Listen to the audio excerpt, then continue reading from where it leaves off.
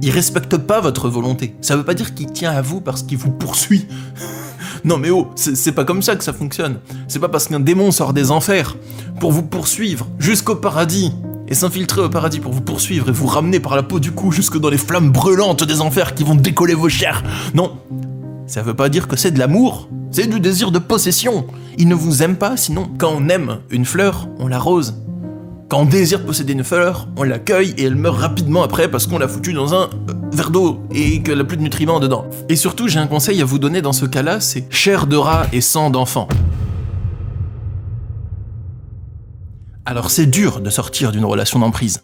Vos 3 pires ennemis dans cette quête sont la peur, la culpabilité et le doute. Donc quand vous êtes confus, quand vous savez pas dans quelle direction aller, quand vous vous remettez énormément en question. Et aujourd'hui justement, on va se pencher sur le doute. Le problème c'est qu'avant de décider de sortir d'une relation d'emprise, vous allez avoir énormément de doutes. Vous vous demandez si vous prenez la bonne décision de terminer cette relation. Et le pire c'est que même après que vous ayez pris cette décision, l'autre il va avoir des réactions qui sont peut-être colériques, explosives, chaotiques. Et du coup vous doutez de est-ce que j'ai rompu de la bonne manière? Est-ce que je suis vraiment en train de sortir d'emprise? En gros, vous vous sentez perdu dans le processus de sortie d'emprise et vous ne savez pas si vous êtes en train d'avancer dans la bonne direction pour vous en sortir pour de bon, parce que vous n'avez pas de feuille de route, vous n'avez pas de carte au trésor qui vous montre quelles sont les étapes une par une à franchir jusqu'à trouver enfin votre paix et votre liberté. Donc aujourd'hui, on va voir une feuille de route des réactions de l'autre dans l'ordre lorsque vous essayez de quitter une personne au profil type pervers narcissique et que vous essayez de sortir d'emprise. Je vais vous dire ce qu'il va faire étape par étape. Comme ça, même s'il vous fait très peur, vous pouvez savoir que vous êtes sur la bonne voie et que ce que vous êtes en train d'affronter face à vous, que la tempête à laquelle vous êtes en train de faire face, c'est normal et ça vous indique que vous êtes sur la bonne voie pour vous en sortir. Et à chaque étape, je vous expliquerai quoi faire et quelle est la démarche qui vous permettra de passer à l'étape suivante jusqu'à arriver à la sortie d'emprise totale. Alors, la première étape, c'est surtout la compréhension que vous devez avoir du terreau dans lequel vous êtes. Si vous êtes en relation avec une personne qui a un comportement type pervers narcissique et que vous essayez de sortir de son emprise, vous devez comprendre qu'il n'est pas capable d'obtenir une relation avec vous autre qu'une emprise. Pas à cause de vous, mais à cause de lui. Il ne peut pas avoir d'autres relations avec ses proches que des relations d'emprise. Il n'en est pas capable. Et si la personne ne veut pas être sous emprise, donc si vous ne souhaitez pas culpabiliser, si vous souhaitez parler des choses et ne pas accepter sa loi du silence et de l'omerta, si vous ne souhaitez pas tolérer ses mauvais comportements, si vous souhaitez expliciter ce qu'il laisse implicite, si vous souhaitez mettre des mots sur les choses qu'il sous-entend, enfin, si vous souhaitez inverser tous les mécanismes d'emprise, lui, il ne va pas tolérer que la relation ne se passe pas comme il a envie qu'elle se passe. Pour lui, c'est emprise ou pas d'autre chose en fait, c'est emprise tout court. Il tolère même pas que vous sortiez de l'emprise, donc je peux même pas dire que c'est emprise ou rien. Il se dit pas, c'est une emprise ou bien la personne ne tolère pas l'emprise, donc j'accepte qu'elle parte. Non, c'est emprise, c'est tout, t'as pas le choix. C'est comme ça qu'il voit les choses, mais vous avez le choix en réalité. Mais lui, il va pas vous laisser ce choix, il va falloir que vous le preniez ce choix. Il ne vous le laissera pas, vous devez le prendre. Donc, si vous reconnaissez vraiment la personne dans le comportement type pervers narcissique, il va falloir vous résoudre à ne plus avoir de relation avec lui. C'est pas possible de rester ami avec un pervers narcissique après la rupture, il n'y a pas de ça, donc c'est soit emprise, soit rien du tout. Et s'il y a de la coparentalité, il va falloir couper le plus de liens possible, vous montrer ferme et prendre le lead et la domination de la relation. Mais bon, ça c'est autre chose. La première étape, c'est comprendre déjà qu'il ne peut pas avoir de relation autre qu'une relation d'emprise, et la chose à faire pour sortir de cette étape, c'est vous résoudre à le sortir de votre vie, à couper les ponts.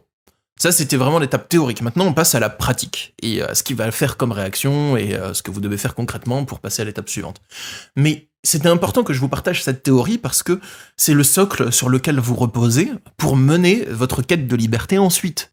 Alors, quand vous souhaitez sortir de votre relation d'emprise avec un pervers narcissique, parent ou compagnon, compagne, peu importe, la première chose qu'il va faire, c'est la négociation. Et c'est pas juste de la négociation. Il va pas juste essayer d'argumenter de manière relou pour vous pousser à rester. Ah non, il veut vous laver le cerveau. C'est lavage de cerveau, négociation, et quand il voit que ça marche pas, il va faire des menaces. Donc il va dire plein de choses pour vous pousser à changer d'avis quand vous n'êtes pas encore sûr, quand vous n'avez pas acté votre décision à 100%. Si vous lui dites « j'envisage de rompre », il va vous demander pourquoi. Et c'est pas un pourquoi juste pour s'informer et respecter votre décision et voir s'il y a quelque chose à faire. Non. C'est un pourquoi pour contre-argumenter, pour vous désarmer. Son but, c'est de déconstruire tous vos arguments et de vous dire qu'ils ne sont pas valides parce que blablabla. Bref, il veut vous retourner le cerveau, il va jouer sur la culpabilisation. tu m'abandonnes, tu abandonnes ta famille, bref, tu gâches tout, alors que ça pourrait continuer, tu lâches les choses trop rapidement, bref, il va utiliser les menaces, les cris, les hurlements, les menaces implicites, vous faire sous-entendre qu'il pourrait vous faire du mal, mais ne pas vous le dire explicitement, après il va passer aux menaces explicites, bref, il va faire toutes ces saletés-là. Et son but, c'est de faire en sorte que, par peur, culpabilité, doute ou toutes ces choses-là, vous finissiez par revenir dans la relation. C'est la phase de négociation, si on peut la nommer comme ça pour mettre un mot dessus, mais bon, c'est pas juste de la négociation, c'est du harcèlement moral et du lavage de cerveau. Alors, comment passer à l'étape suivante ? Il va falloir stopper toute discussion sur un registre autre que le registre organisationnel. Et sur le registre organisationnel, il va falloir vous montrer ferme, donner des ordres, mais c'est le moment où vous n'allez pas trop arriver à avoir ce que vous voulez parce que il est très perturbé à ce moment. Il est perturbé, il est entre deux, c'est quelque chose de nouveau, il s'y attend pas, il est très en colère, il est perturbé, il tourne dans tous les sens. Vous pouvez avoir l'image d'une bête féroce qui est habituée à vivre libre et à tuer plein de gens. Et un jour, on l'enferme dans une cage parce qu'on veut plus qu'elle tue plein de gens. Et du coup, dans cette cage, elle tourne en rond, elle tape dans les murs, elle grogne, elle hurle, elle se griffe elle-même, elle griffe les murs. Bref, c'est comme ça qu'il est, lui. Sauf que vous ne lui faites aucun mal, hein. Vous l'empêchez seulement de vous en faire en essayant de vous extirper de son emprise. Stoppez toute discussion sur un registre autre que organisationnel pour passer à l'étape suivante. L'étape suivante, c'est une fois que vous êtes parti de son emprise physique, que vous vous êtes extrait un peu, par exemple, vous avez changé de logement, ou bien vous avez arrêté de communiquer avec lui ou avec elle, par message, par SMS, par WhatsApp, tout ça. Une fois que vous êtes sorti de cette emprise physique, l'étape suivante, c'est le harcèlement. Ça veut dire qu'il va vous poursuivre pour essayer de faire en sorte que vous reveniez. Ça, c'est quand il croit que, à force de vous mettre la pression, vous allez finir par revenir avec lui.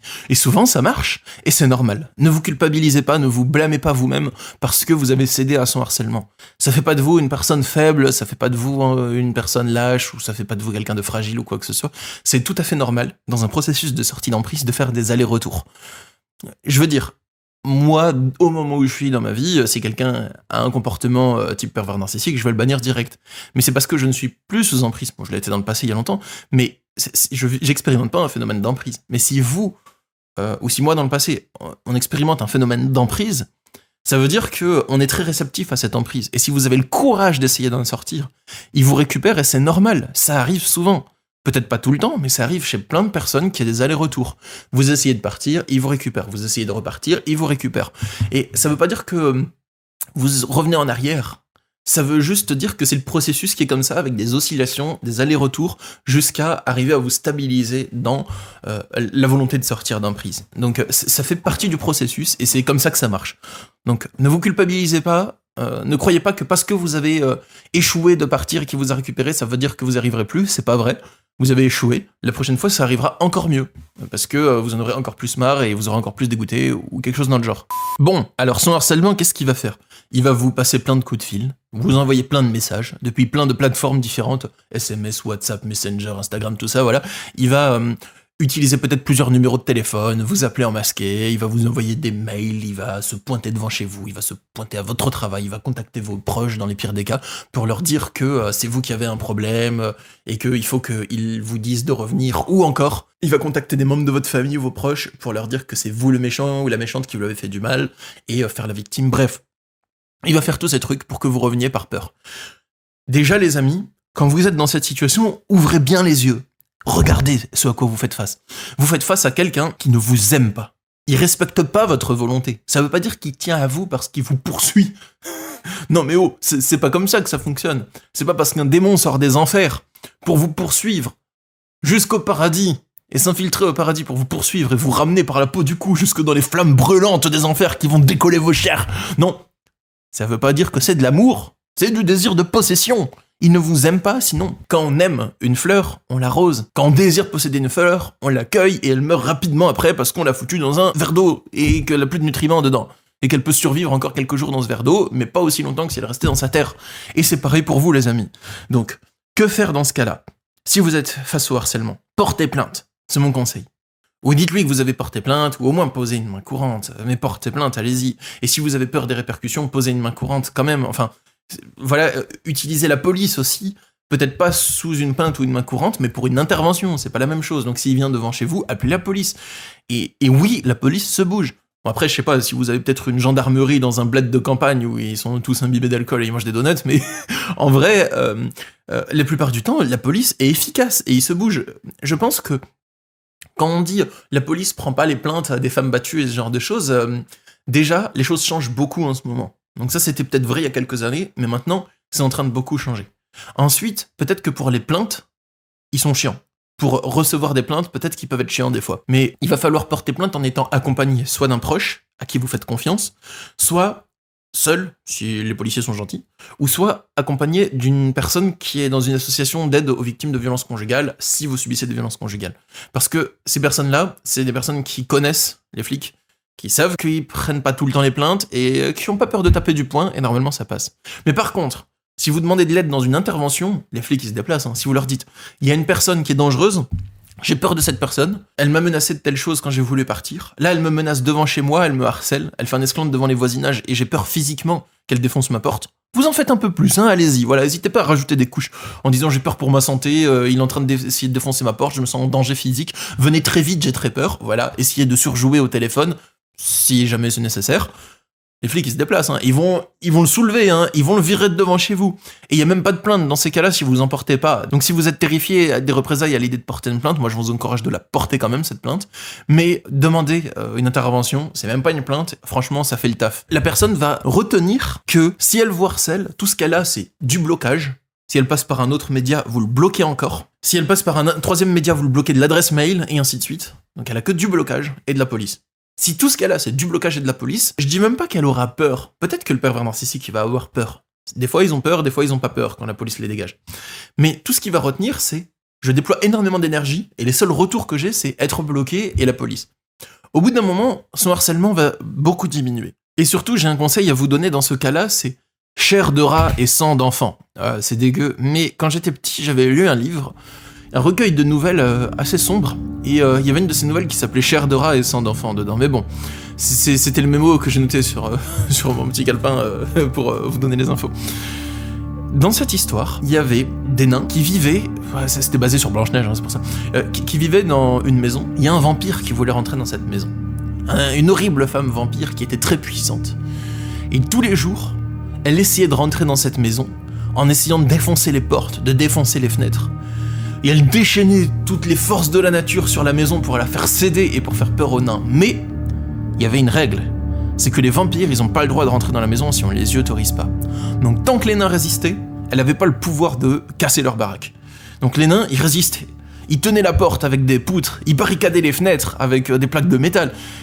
Et un jour, ils ont recueilli une petite fille qui était seule dans la forêt. C'était une vraie petite fille, c'était pas une ruse de la sorcière du vampire là. Ils l'ont amenée à la maison.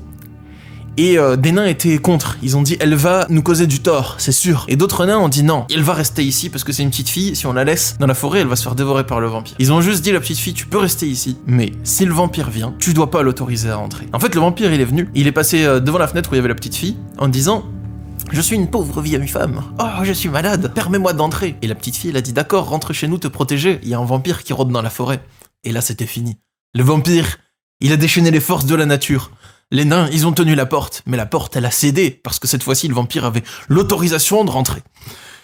Les amis, face au harcèlement et à la tempête que le pervers narcissique ou que la personne qui vous tenait sous emprise va déchaîner sur vous, ce que vous devez faire, c'est faire comme ces nains, mais pas ceux qui ont recueilli la petite fille, ceux qui ont voulu la laisser dehors. Ne permettez pas au vampire de rentrer. Même si cette personne vous fait peur, tenez bon, protégez-vous, bloquez, prenez des mesures pour vous protéger. Et ainsi, vous allez pouvoir attendre que la tempête passe et ça va aller. Faites-moi confiance, je connais bien ce processus. Ça, c'est ce qu'il faut faire pour passer à l'étape suivante. Mais l'étape suivante, qu'est-ce que c'est ? C'est la vengeance. La vengeance, ça arrive pas tout le temps. Des fois, ça suffit de bloquer et l'autre personne se calme. Et c'est bon. Mais dans certains cas, il y a de la vengeance. Dans les cas de coparentalité, par exemple, ou dans les cas de quelqu'un de vraiment récalcitrant. Un parent ou un ex ou une ex vraiment récalcitrante. Voilà. Donc, la vengeance, c'est que cette personne estime que vous lui avez causé un préjudice en vous extirpant de sa domination. Ouais, ça va pas, bien entendu. Mais il veut vous faire payer ce préjudice que vous avez osé commettre. Donc pour ça, il va crever les pneus de votre voiture, il va casser vos fenêtres peut-être, il va menacer de vous faire du mal physiquement et essayer de vous faire du mal physiquement en se pointant devant chez vous. Il va vous harceler, mais avec une autre dimension. C'est pas juste du harcèlement toc toc toc reviens. Enfin, juste, entre guillemets, hein. C'est déjà pas rien. Mais c'est pas juste ce harcèlement-là, mais c'est du harcèlement de menaces. Vous sentez qu'une menace plane, vous sentez qu'il veut vous faire du mal physiquement, en fait. Et il veut vous faire du mal mentalement, bien entendu aussi, mais vous sentez qu'il y a l'aspect physique après. Il veut saboter vos relations, il veut dire du mal de vous aux autres. Il veut vous attendre dans la rue pour vous faire du mal, il veut vous faire perdre de l'argent, il veut vous punir, se venger. Il veut vous faire du mal, c'est de la malveillance pure. Donc à ce moment, comment on fait ? C'est pas parce que j'ai dit malveillance pure qu'il faut croire que vous avez affaire à une force impossible à vaincre, d'accord, les amis ? C'est pas le cas. Donc, alors, premièrement, il va falloir réfléchir à chaque chose qui pourrait faire pour vous nuire et vous protéger. Ne tombez pas dans le piège de toutes les personnes qui ont peur et qui se disent « Oui, bon, il va peut-être pas finir par passer à l'action, je vais me dire que tout va bien aller ». Vous pouvez vous dire que tout va bien aller, mais au fond de vous, vous avez quand même peur, et la peur, elle vous hante quand même. Donc, il va falloir vous protéger. Pour ça, mettez des caméras, c'est relou, faut payer de l'argent, mais... Bah oui, voilà, c'est comme ça. Alors, ensuite, faites du self-défense. Un truc efficace, hein, pas de l'aïkido. Inscrivez-vous à du Krav Maga ou du MMA ou du Jiu-Jitsu brésilien ou un truc qui marche pour déstabiliser un agresseur. Oui, vous êtes peut-être une petite femme et lui, c'est peut-être un homme balèze, mais le but, c'est pas de le vaincre et de le mettre KO. Le but, c'est de le déstabiliser pour partir. Donc, inscrivez-vous au self-défense. Ça va vous aider à vous familiariser avec les situations d'agression, à ne plus en avoir peur. Portez plainte, mettez votre voiture dans un garage que vous allez louer dans le voisinage. Il y a des garages fermés que vous pouvez louer. Cherchez sur le site Le Bon Coin ou sur les groupes Facebook. Bref, sécurisez chaque piste qu'il pourrait utiliser pour vous nuire. Allez dans des associations de soutien, c'est important, d'aide face aux victimes de violences conjugales, elles pourront vous apporter un soutien moral. Et acceptez de perdre des proches si jamais il veut retourner certains de vos proches contre vous. Ensuite, on passe à la dernière étape. Il y a une étape intermédiaire entre-temps, je vais vous en parler. Avant ça, je tiens à vous dire que si vous souhaitez avoir un accompagnement de ma part qui est plus poussé pour sortir d'une relation d'emprise, j'ai mis en place un pack de coaching vidéo qui s'appelle « Comment quitter un pervers narcissique ?» la méthode complète. Il y a le lien dans la description si vous souhaitez y jeter un œil ou l'acheter sur mon site. Dans ce pack, vous allez trouver 50 vidéos parce que elles couvrent tous les aspects qui concernent les différents freins à la rupture. Donc si vous ne rompez pas par culpabilité, par peur des représailles, par dépendance affective, par sentiment de lui être redevable de quelque chose, et tous les autres freins à la rupture qui sont nombreux, j'ai fait des vidéos à chaque fois pour vous aider à les transcender, et à vous en élever au-dessus, à résoudre en vous les blocages qui vous poussent à rester dans cette situation. Mais aussi, je vous y donne des conseils détaillés et très précis pour rompre, quoi dire, quoi faire, dans quelle situation, comment amorcer la rupture, quelles sont les choses à éviter, et quelles sont les choses à faire, quelles sont les choses à protéger. Tout est indiqué dedans. Il y a le lien dans la description et j'ai eu uniquement des bons retours des personnes qui ont suivi ce pack vidéo. Tout le monde m'a dit qu'il était bien et qu'ils l'ont bien aidé. Voilà les amis. Alors, on passe au dernier point. Donc, il y a l'étape intermédiaire, c'est le mal post-emprise. Qu'est-ce que c'est ? C'est quand, après une relation d'emprise longue, vous croyez que vous allez vous sentir libre et joyeux, d'avoir enfin retrouvé la liberté, mais vous n'êtes pas libre et joyeux. Vous êtes encore plus mal que avant de rompre. Vous êtes vidé, vous avez plus d'énergie, vous avez plus de joie, plus de motivation, vous êtes exténué, vous n'arrivez plus à vous projeter dans un avenir joyeux. C'est comme si vous viviez une sorte de burn-out. J'ai fait une vidéo là-dessus. Je vous mets aussi la vidéo dans la description sur le mal post-emprise et je vous expliquerai ce que c'est, pourquoi vous le vivez et comment en sortir. Et la toute dernière étape, c'est l'harcèlement errance. J'appelle ça comme ça. C'est un harcèlement de long terme. Il va errer dans votre vie. Alors ça, c'est quand vous avez réussi à le bannir, vous avez réussi à couper les ponts, vous avez réussi à faire en sorte qu'il arrête de se venger, de vous harceler, mais toutes les années, ou tous les 2 ans, lors de vos anniversaires, lors de Noël, lors de Nouvel An, lors de Hanouka, ou je sais pas, selon votre religion, ou la fête de l'Aïd, ou je sais pas, enfin, toutes les dates significatives, en fait, les dates importantes, vous allez recevoir de ces maudites nouvelles. Et il va vous envoyer un message. J'espère que ça va, bonne année. Voilà. Et vous allez recevoir ça. Et c'est chiant, hein, de recevoir ces messages-là, parce que vous avez pas envie qu'il vous fasse repenser à lui, ou que cette personne vous fasse repenser à elle. Vous avez pas envie de ça. Vous voulez vivre en étant affranchi de cette personne. Et je vous comprends, et c'est normal. Alors qu'est-ce que vous pouvez faire dans ce cas-là ? Il y a 2 choses à faire, malheureusement. La première, c'est de ne pas répondre. Surtout pas. De ne pas répondre et de le bloquer. S'il utilise un autre numéro, bloquez l'autre numéro. S'il appelle en masqué, tant pis, on peut rien faire contre ça. On peut bloquer les appels en masqué, mais il peut toujours laisser des messages sur la messagerie vocale, même si vous avez bloqué son numéro masqué, enfin, même si vous avez bloqué les appels masqués. Et vous pouvez pas prendre non plus une messagerie qui n'accepte pas les messages, parce que vous en avez peut-être besoin. de recevoir des messages vocaux. Donc voilà. Donc c'est soit le bloquer, soit faire avec, tout simplement. C'est chiant parce que moi, par exemple, j'ai banni ma mère depuis 10 ans, et ça fait 10 ans que chaque année, à Noël ou aux anniversaires ou ce genre de trucs, j'ai un message d'elle qui prend une voix super flippante de petite fille, de manipulation, en faisant la victime, bref, mais c'est super flippant le ton qu'elle emploie, et je sais chaque année. Moi j'écoute pas tout le message, hein, mais rien que les premières phrases, je les entends, et ensuite je fais oh, supprimer. Et quand je vois un message inconnu, je suis obligé de l'écouter, parce que c'est peut-être vous qui m'appelez, un client qui m'appelle en masqué pour prendre un rendez-vous, ça arrive. Donc j'écoute quand même les messages inconnus. Bon, c'était tout ce que je souhaitais vous dire pour aujourd'hui. Elle était bien cette vidéo, hein. Si vous souhaitez sortir d'emprise, vous savez comment avancer. Et si vous souhaitez avoir mon accompagnement plus complet, il y a le lien dans la description pour mon pack de vidéos Comment quitter un pervers narcissique, avec tous les aspects du travail intérieur et quoi faire, quoi dire, comment rompre et comment retrouver le calme après la rupture avec lui. On ne travaille pas l'aspect reconstruction. C'est vraiment axé sur le travail sur soi avant la rupture, amorcer la rupture et la mener à bien jusqu'à retrouver une sorte de calme et qu'il arrête de nous harceler. Voilà les amis, c'était tout pour ma vidéo d'aujourd'hui. J'espère qu'elle vous a plu et je vous dis rendez-vous dans quelques jours pour une prochaine vidéo. Bye!